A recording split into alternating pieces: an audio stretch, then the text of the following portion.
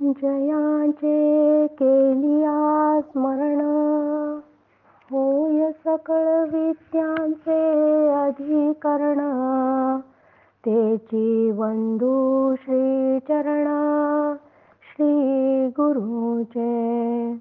श्रुती स्मृती पुराणां आलयं करुणालयं. नमामि भगवत्पादं शंकरं लोकशंकरं. शंकरं शंकराचार्यं केशवं बादरायण. सूत्रभाष्यकृतो वन्दे भगवन्तो पुनः पुनः. सदाशिवसमारम्भा शंकराचार्यमध्यमाम्. अस्मदाचार्यपर्यन्ता वन्दे गुरुपरम्परा. शुकासारिके पूर्णवैराग्य जाचे, वसिष्ठा परिज्ञान योगेश्वराचे. कवी वाल्मिका सारिका मान्य ऐसा. नमस्कार माझा सद्गुरु रामदासा. जय जय रघुवीर समर्थ. परमपूज्य प्रल्हाद महाराज डॉक्टर काका व मंदाताईंना नमस्कार करते. जयश्रीताईंनाही नमस्कार करते. आत्माराम श्रवणासाठी जमलेल्या तुम्हा सर्व साधकांना वंदन करते. आज आत्माराम भाग 17 समास 3 ब्रह्मनिरूपण. मागच्या निरूपणात समास 3 ब्रह्मनिरूपणाला आपण सुरुवात केली. या समासाच्या पहिल्याच ओवीत समर्थांनी सांगितले होते की संग तितुका नाशिवंत, सांडूनी राहावे निवांत. एकपणाचाही अंत झाली या समाधान श्रीराम. की कुठल्याही गोष्टीचा संग हा नाशिवंत आहे, म्हणून सर्व नाशिवंत गोष्टी तू सोडून देऊन निवांत राहा. एवढेच नाही तर एकटेपणाचाही अंत कर, म्हणजे तुला समाधान प्राप्त होईल. मी एकटा आहे हा विचार टाकताना न कळत त्रिपुटी निर्माण होते, म्हणून मी एकटा आहे अशा विचाराचाही ध्यास नको. तो आत्मा मी आहे ही जाणीव देखील नाशिवंतात येते. म्हणून समर्थांनी सांगितले होते 3ऱ्या ओवीत की तो मी आत्मा ऐसा हे तू, हे नाशिवंत टाकी तू, उन्मनी अवस्थेचा प्रांतू ते स्वरूप तुझे. की तो आत्मा मी आहे ही जाणीव देखील नाशिवंतात येते, त्याचा त्याग कर आणि उन्मनी अवस्था हे तुझे खरे स्वरूप आहे. यापुढे जाऊन समर्थ पुढच्या ओवीत आपल्याला सांगतात, ऐसा जो अनुभव झाला तोही नाशवंतामध्ये आला. अनुभवा वेगळा राहिला तो तू आत्मा श्रीराम. की ऐसा जो अनुभव झाला म्हणजे कुठला अनुभव आला? की मी ब्रह्म आहे असा अनुभव आला. तिन्ही देहांचा निराश झाला. तिन्ही देहांचा निराश कसा झाला हे मागच्याच आपण सविस्तर पाहिलं होतं की स्थूल सूक्ष्म कारण या तिन्ही देहांचा निराश झाला व मी ब्रह्म आहे असा अनुभव आला. असं जोपर्यंत वाटते तोपर्यंत अजूनही जाणीवेचा प्रांत आहे, म्हणून तोही नाशिवंतामध्ये मोडतो. मी व मला आलेला अनुभव असे जोपर्यंत वेगळे आहोत तोपर्यंत त्रिपुटी आहे, म्हणजेच माया आहे, तोपर्यंत भेदाचाच अनुभव आहे. जेव्हा त्रिपुटीचा अनुभवाचाही लय होतो, म्हणजे अनुभव आला हेही शिल्लक नसते, तेव्हा जी अवस्था असते तोच खरा ब्रह्म अनुभव होय. तेव्हा केवळ अशा अनुभवानंतर जे केवळ उरते तो आत्मप्रकाश म्हणजे तू आहेस.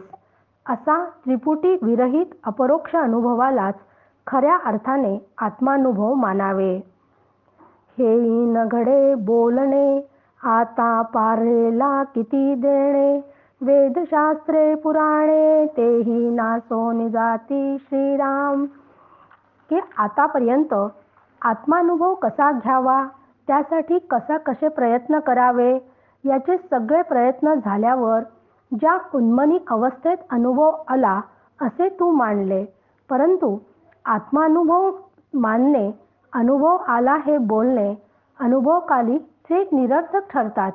कारण बोलणे, प्रयत्न करणे, अनेक प्रकारच्या त्यासाठी साधना करणे व अनुभव घेणे हे परोक्ष ज्ञान आहे.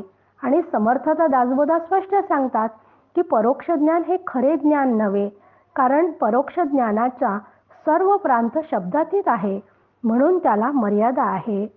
दृश्य जगताची निर्मिती झाली, त्यानंतरच वेदांची निर्मिती झाली, त्यानंतर शास्त्रांची व 18 पुराणांची निर्मिती झाली.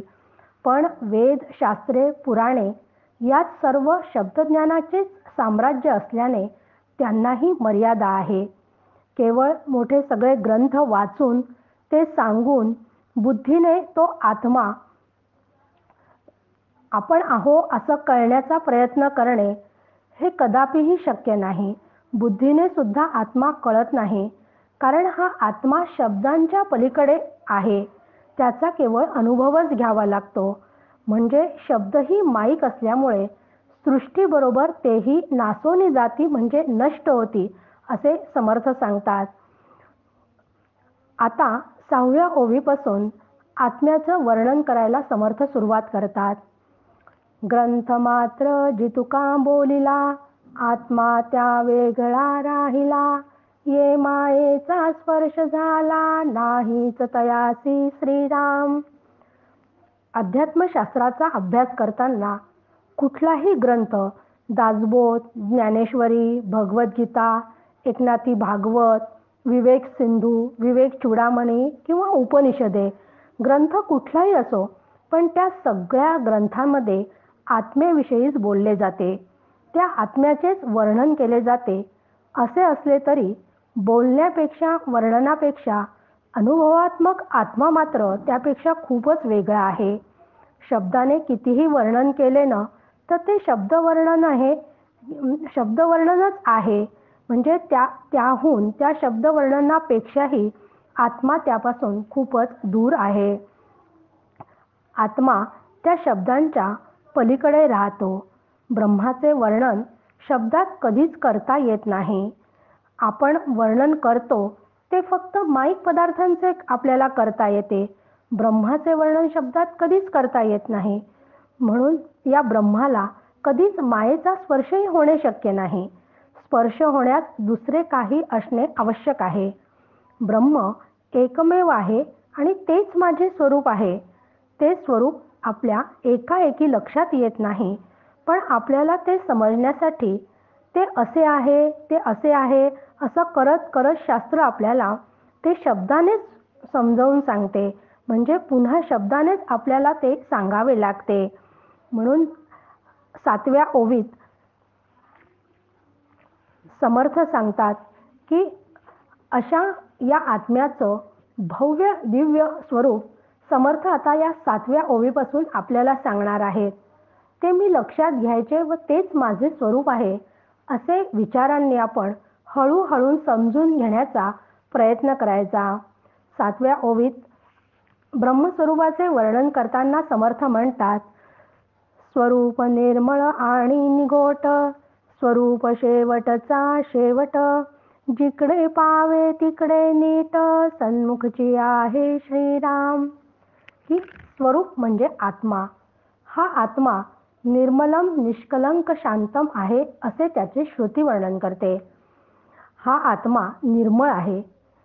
निर्मळ म्हणजे त्याला कुठलाच मळ नाही. मळ म्हटले की आपल्याला कपड्यांवर साचलेला मळ, भांड्यांवर साचलेला मळ, घरामध्ये साचलेला मळ आपल्याला दिसतो. हा पण मळ आहेच, पण तो स्थूल दृष्टीने आहे. शास्त्रीय दृष्टीने विचार केला तर जेथे द्वैत भेद आहे, जेथे स्थूल, सूक्ष्म, कारण, महाकारण देह आहे, तिन्ही प्रकारच्या अवस्था म्हणजे जागृती, स्वप्न, सुषुप्ती आहे, सत्व, रज, तम 3 गुण आहे, वर्तमान काळ, भूतकाळ आणि भविष्य काळ असे 3 काळ आहे. त्या सर्व गोष्टींना मळ असतो. यातील एकही मळ ब्रह्माला नाही.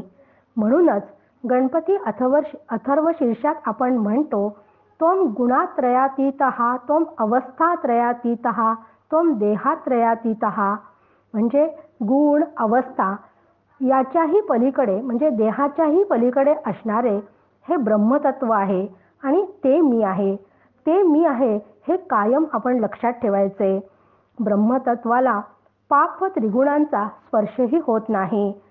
पाप व पुण्य करण्यासाठी कर्म करावे लागते. आत्मा मात्र निष्क्रिय अक्रीड असल्यामुळे तेथे कुठलीच क्रिया कर्म कधीच घडू शकत नाही. असे हे स्वरूप निर्मळ आणि निघोट असं समर्थ सांगतात. निघोट या शब्दाचे 2 अर्थ आहेत. पहिला अर्थ म्हणजे त्याचा घोट घेता येत नाही, म्हणजे प्रत्यक्ष त्याचा उपभोग घेता येत नाही. इथं पेल्यात पाणी आहे, पाणी मला पिता येते म्हणजे त्याचा घोट मला घेता येतो, त्याचा उपभोग मला घेता येतो. पाणी पिता येते, त्याचा घोट घेता येतो, याचे कारण म्हणजे पाणी माझ्यापेक्षा वेगळे आहे. वेगळे असले तर त्याचा उपभोग घेता येतो. तसा ब्रह्माचा घोट उपभोग कधीच घेता येत नाही, कारण ते निर्गुण निराकार आहे. 9 प्रमाणांनी ते जाणता येत नाही.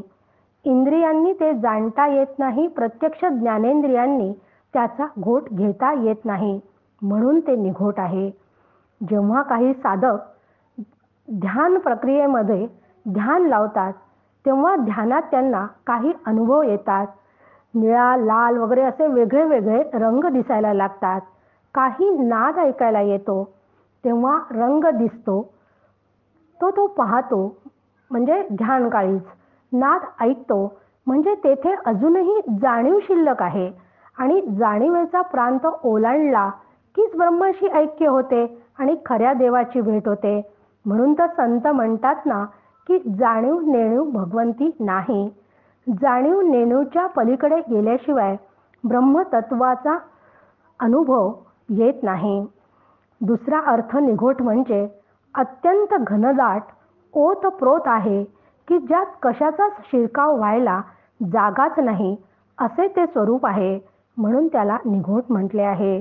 पुढच्या चरणात समर्थ सांगतात, स्वरूप शेवटचा शेवट या दृश्याचा एक दिवस प्रलय होणार आहे.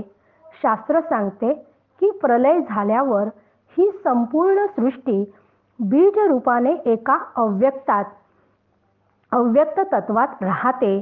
प्रलयाचा शेवट अव्यक्तात होतो, म्हणजे शेवटचा शेवट.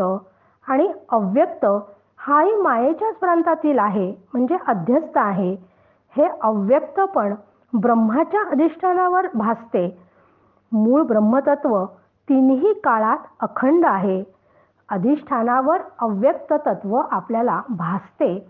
मुळात अव्यक्त तत्व अस्तित्वातच नाही असं शास्त्र सांगते, पण ते आपल्याला भासते कारण त्याची निर्मिती झाली आहे, म्हणून ते काही काळ टिकते आणि पुन्हा प्रलय होऊन अव्यक्तात ते विलीन होते.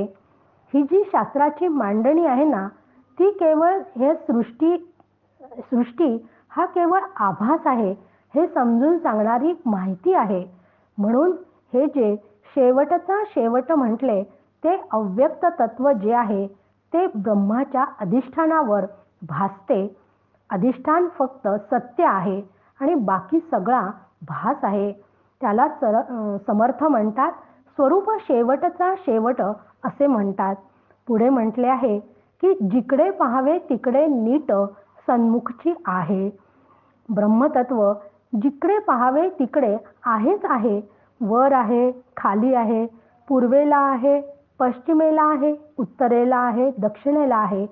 आपण दक्षिण दिशेला नेहमी अशुभ समजतो, कारण ती यमाची दिशा आहे आणि यम कुठे नेतो आपल्याला माहिती आहे, त्याची तर आपल्याला सगळ्यात जास्त भीती वाटते. पण तिथेही ब्रह्म आहेच, कुठे नाही असे कधीच होत नाही. असे हे असे ब्रह्म जे आहे, दिशा नावाचं तत्व मुळात अस्तित्वात नाही. ब्रह्माच्या बाबतीत ते कधीच शक्य नाही, कारण दिशा हे सुद्धा मानवनिर्मित आहे. म्हणून हे ब्रह्मतत्व ते सदा सर्वत्र सन्मुखच आहे. शास्त्राने 3 परिच्छेदांच्या संकल्पना मांडलेल्या आहेत. देश परिच्छेद, काल परिच्छेद आणि वस्तू परिच्छेद. तर देश परिच्छेद म्हणजे मर्यादित असणं, सीमित असणं.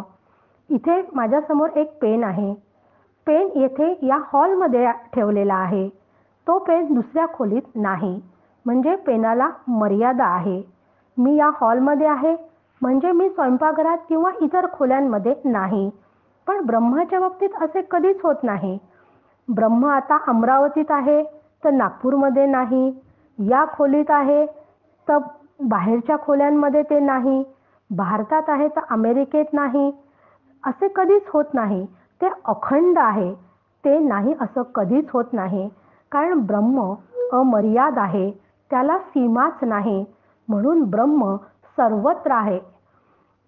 दुसरं म्हणजे काल परिच्छेद, म्हणजे कालाने मर्यादित असलेले.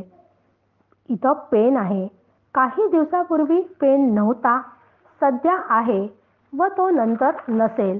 म्हणजे पेन कुठलीही वस्तू एवढेच नव्हे तर माझा देहही एका तारखेपुरती पूर्वी नव्हता, सध्या आहे व नंतरही तो राहणार नाही. म्हणजे वर्तमान काळ, भूतकाळ, भविष्यकाळ या तिन्ही कालाने ते मर्यादित आहे. परंतु ब्रह्म मात्र कालात्रयातीत आहे. कालाची कल्पना जिथे लागूच होत नाही असं ते तत्व आहे.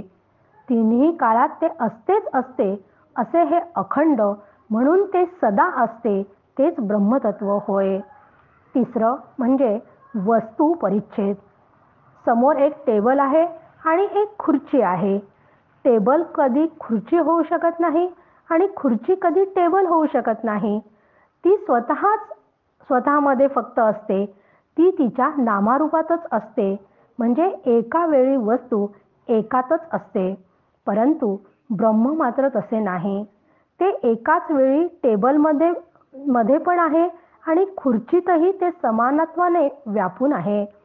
संपूर्ण चर आणि अचर सृष्टीत ते भरून आहे.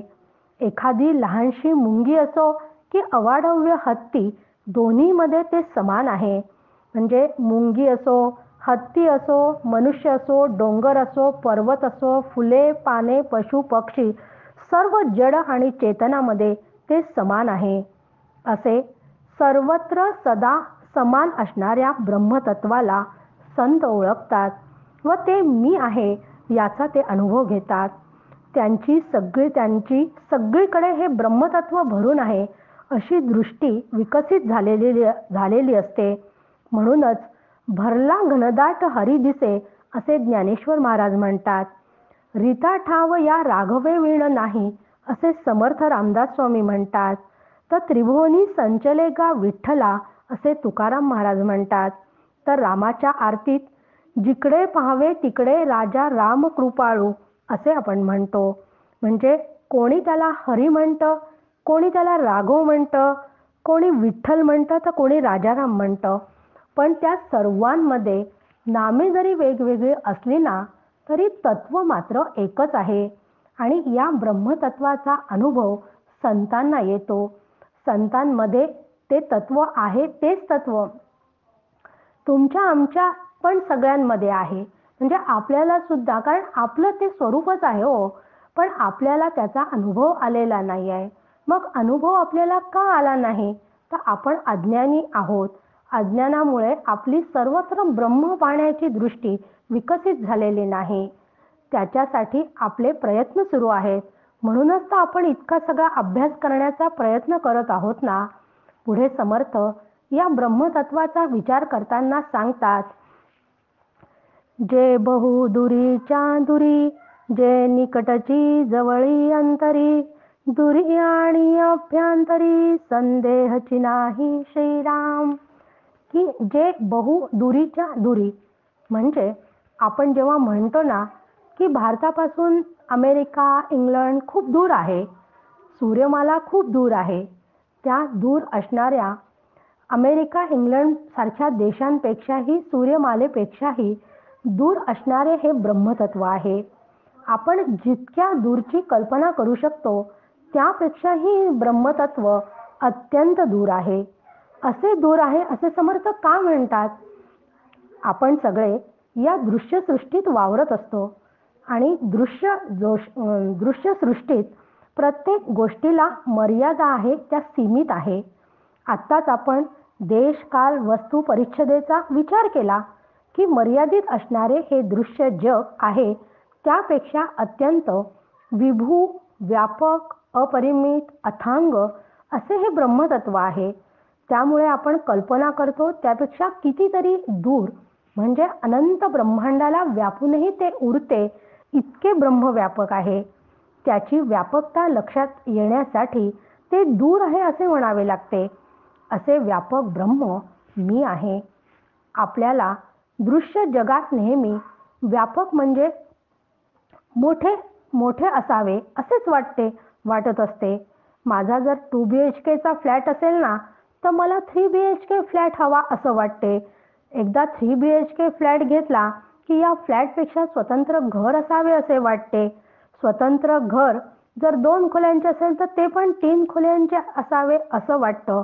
मग 5 खोल्यांचे व्हावे असं वाटतं.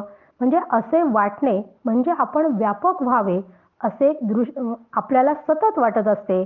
असे दृश्य जगतात आपल्या सगळ्यांना जे नेहमी वाटते ना ते वाटत असतानाच एखादा अंबानीसारख्या मोठ्या उद्योगपतीचा आपण बंगला पाहतो तेव्हा आणखी मोठेपणाची हाव आपल्याला सुटते.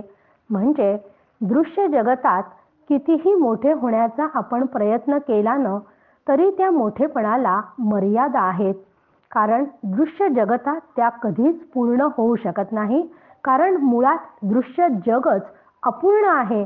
मग अपूर्ण असलेल्या या जगामध्ये आपल्या इच्छा पूर्ण कशा होऊ शकतील. परंतु ब्रह्म हे माझे स्वरूप आहे. त्यामुळे ब्रह्मच होऊन राहावे. मग त्या मोठेपणाला मर्यादाच नाही आहे.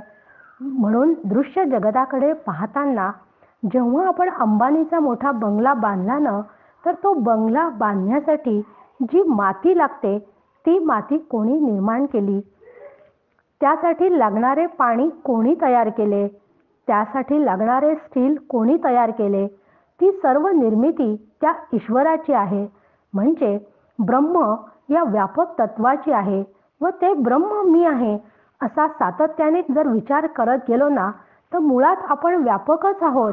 पण अविचाराने आपण स्वतःला सीमित संकोचित समजतो आहोत.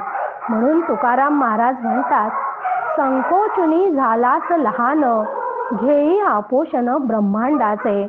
असे मर्यादेने सीमित न होता ब्रह्मांडाहून व्यापक व्हावे. ब्रह्म दूर आहे हे सांगून लगेच जे निकटची म्हणजे जवळी अंतरी आहे हे सांगतात. ते ब्रह्म अगदी निकट अगदी जवळ म्हणजे किती तर तेच मी आहे हो. जेथे दूर व जवळ, आत व बाहेर असे बोलतो ना ते केवळ उपाधीमुळे आपण बोलतो. मुळात दूर, जवळ, आत, बाहेर असे आपण जेव्हा बोलतो ना ते आपण सर्व स्वतःचे शरीर व भोवताचे जग यांचा वेगळेपणा गृहीत धरून बोलत असतो. शास्त्रात त्यासाठी नेहमी एक उदाहरण दिले जाते की येथे एक घट आहे आणि घटाच्या बाहेर व घटात दोन्ही ठिकाणी आकाश व्यापून आहे. जेव्हा हा घट मला अमरावतीहून नागपूरला न्यायचा असतो तेव्हा मी घट नेते की घटातील आकाश नेते हो? मी घट नेते. घटातील आकाश जसेच्या तसेच असते. ते सगळीकडे आहेच आणि बाहेरील आकाश घटामुळे मला सीमित झाल्यासारखे वाटते. मी घट ही उपाधी इकडून तिकडे नेऊ शकते पण आकाश मात्र स्थिर असते. अगदी तसेच हे ब्रह्मतत्व माझे स्वरूपच आहे व ते स्थिर आहे. परंतु उपाधीमुळे त्याला मी दूर व जवळ, आत व बाहेर असे म्हणते. मुळात ते दूर व जवळ असे काहीच नाही.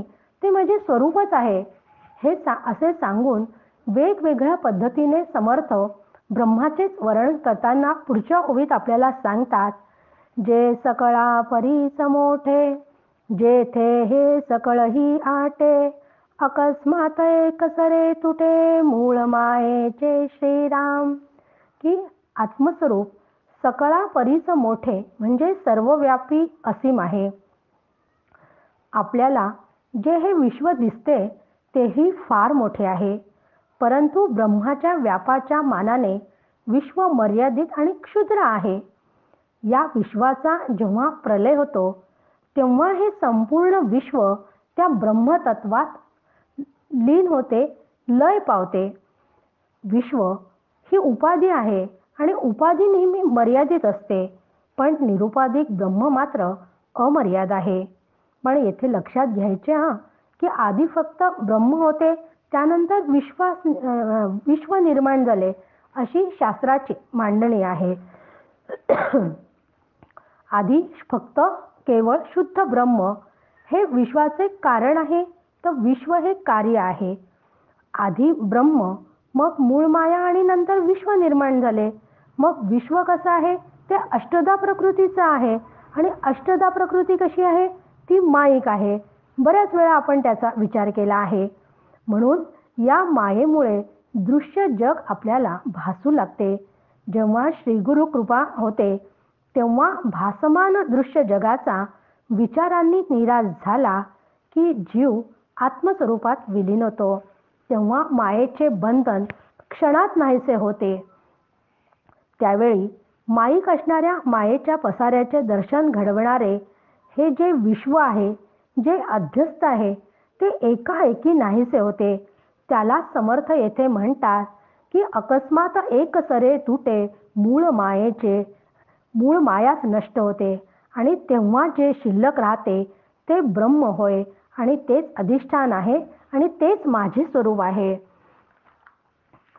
जे सकळाहून मृदू कोवळे, जे सकळाहून अत्यंत जवळे, जे सकळामध्ये परिनिराळे अलिप्तपणे श्रीराम. की आता आपण ब्रह्म अत्यंत व्यापक आणि सकळांपरीच मोठे याचा विचार केला होता. इथे समर्थ सांगतात की हे ब्रह्म सगळ्यांपेक्षा अत्यंत मृदू आणि कोवळे आहे, म्हणजे ते सूक्ष्म आहे. जे जेवढे व्यापक असते तेवढेच ते सूक्ष्म असते, असा सिद्धांत आहे, असा नियम आहे शास्त्राचा. येथे एक जार आहे. सूक्ष्म असते म्हणजे काय, तर येथे एक जार आहे. त्या जारमध्ये मला जरा मोठे दगड टाकायला सांगितले. जारमध्ये मी 7-8 दगड टाकले आणि जार भरून गेला. मग नंतर त्यांनी सांगितले की हे मोठे दगड काढून टाका आणि त्याच्यापेक्षा थोडे लहान दगड या जारमध्ये टाका. मग मी त्यापेक्षा लहान दगड त्या जारमध्ये भरले. तेव्हा आकार लहान झाल्याबरोबर 20-25 दगड त्यात मावले. मग त्यांनी पुन्हा सांगितले की याही पेक्षा लहान आकाराचे दगड त्या जारमध्ये टाका. मग त्याच्याही पेक्षा लहान दगड त्या जारमध्ये टाकले, तेव्हा 100 ते 150 दगड त्यात मावले. पण आता त्या जारमध्ये मला त्यांनी रेती टाकायला सांगितले आणि मग त्यामध्ये खूप मोठी रेती, त्या दगडांपेक्षा कितीतरी रेती मोठ्या प्रमाणावर मावली. कारण रेती अति सूक्ष्म असते. म्हणून व्यवहाराच्या दृष्टीने सूक्ष्म म्हणजे आपण लहान समजतो, पण परमार्थ दृष्टीने सूक्ष्म म्हणजे व्यापक होय. नायट्रोजन वायू सूक्ष्म आहे व तो पृथ्वीच्या वातावरणात व्यापून राहिलेला आहे. आकाश तत्व त्याहून सूक्ष्म आणि विश्वव्यापी आहे. ब्रह्म त्याहूनही सूक्ष्म म्हणजे सूक्ष्म, मृदू आणि कोवळे असून ते अनंत विश्वाला व्यापून उरले आहे. असे हे ब्रह्म इतके जवळ आहे की ते माझे स्वरूपच आहे हो. विश्वातील प्रत्येक अणु रेणूत ते व्यापून असले तरी त्या सर्व वस्तूंपासून ते मात्र अलिप्त आहे. त्याला दृश्य वस्तूचा कधीही स्पर्श होत नाही. आपण डोसे करण्यासाठी निर्लेप तवा वापरतो, त्या तव्याला पदार्थ चिकटत नाही. तसे ब्रह्मालाही काहीही चिकटत नाही, ते अलिप्त आहे. जसे माळ जमिनीवर मृगजळ भासले तरी त्याने जमीन जराही ओली होत नाही, अगदी तसेच ब्रह्मावर जगत भासले तरी ते या जगताहून अलिप्त आहे. म्हणून श्रुती म्हणते असंगोय पुरुष, तर भगवंत गीतेत सांगतात मस्तानी सर्व भूतानी न चाहम ते व्यवस्थित, की माझ्या अधिष्ठानावर भूते भासतात, मी भूतांमध्ये नसतो. ब्रह्माचंच वर्णन करत असताना समर्थ सांगतात की हे ब्रह्म कसे आहे. जे हाले ना चाले, जे बोले ना डोले, अवघे आपणची संचले, एकले एकटेची ते श्रीराम. की संपूर्ण विश्वातील वस्तू हलतात व सर्व सजीव प्राणी चालतात, कोणतीही हालणारी, चालणारी, बोलणारी, डोलणारी वस्तू म्हणजे आत्मवस्तू नव्हे. कारण कुठलीही वस्तू अथवा प्राणी जेव्हा एका ठिकाणाहून दुसऱ्या ठिकाणी जातात तेव्हा ती जेथे जाते तेथे ती आधी नसते, तेथे ती नसती. हे पुस्तक आहे, हे माझ्या हॉलमध्ये ठेवलेलं आहे, मग हे दुसऱ्या खोलीत असू शकत नाही. म्हणजे बेडरूमच्या कपाटात ते असणे कदापि शक्य नाही. मी सध्या हॉलमध्ये घरात बसलेली आहे, म्हणजे घराच्या अंगणात मी असूच शकत नाही. ब्रह्मतत्व मात्र जेथे आहे तेथे नाही असं कधीच होत नाही. ते सगळीकडे व्यापूनच आहे. व्यापून पुन्हा एकटेपणाने ते आहेच आहे. मी हॉलमध्ये आहे, तेथे ब्रह्म आहेच. मी उठून अंगणात जाते, तेथेही ब्रह्म माझ्या आधीपासूनच आहे. कारण ब्रह्म अरूप आणि व्यापक आत्मतत्व सगळीकडे असल्यामुळे हालण्यासाठी त्याला कुठे मोकळी जागाच नाही. कारण ते सर्वत्र सदा समत्वाने इतकं घनदाट भरलेलं आहे. मगाशी आपण पाहिलं ओतप्रोत भरलेलं आहे की त्याला तिथे कुठे जागाच शिल्लक नाही आहे. म्हणून हालणारे, चालणारे, बोलणाऱ्या या सर्व उपाधी आहे, पण आत्मवस्तू मात्र निरुपाधिक आहे. जे आकाशा सभाय भरले आणि आकाश जेथे मुराले, आकाश मुरोनिया उरले एक जिनसी आपण श्रीराम. आपण ब्रह्मतत्व समजून घेण्यासाठी नेहमी ब्रह्माला आकाशाची उपमा देतो. कारण ब्रह्म जसं व्यापक आहे तसं आकाश पण खूप मोठं आहे ना. म्हणजे आपल्या दृश्य जगतामध्ये आकाशच सगळ्यात मोठा आहे. म्हणून आपण ब्रह्म आकाशासारखे आहे असे म्हणतो. पण आकाशही पंचमहाभूतांपैकी एक सर्वात व्यापक व सूक्ष्म आहे. परंतु आत्मवस्तू त्यापेक्षाही व्यापक व सूक्ष्म आहे. आकाशालाही आत व बाहेर ते आत्मतत्व व्यापून आहे. जेथे आकाशाची मर्यादा संपते त्या आकाशालाही ब्रह्माने पोटात घेऊनही अखंड ब्रह्म उरतेच, शिल्लक राहतेच. एवढे अमर्याद, व्यापक, विभू, अनंत, अपार, अमेय ब्रह्म आकाशाहूनही अलिप्त आहे. त्याला आकाशासारख्या कुठल्याच गोष्टींचा स्पर्शही होऊ शकत नाही. असं हे ब्रह्मतत्वचं कितीही वर्णन करावं तितकं थोडंच आहे. पण समर्थ आता पुढच्या ओव्यांमध्ये आपल्याला आणखी या ब्रह्मतत्वाविषयी सांगणार आहेत. याचा विचार मात्र आपण नंतरच्या निरूपणात करूयात. जय जय रघुवीर समर्थ.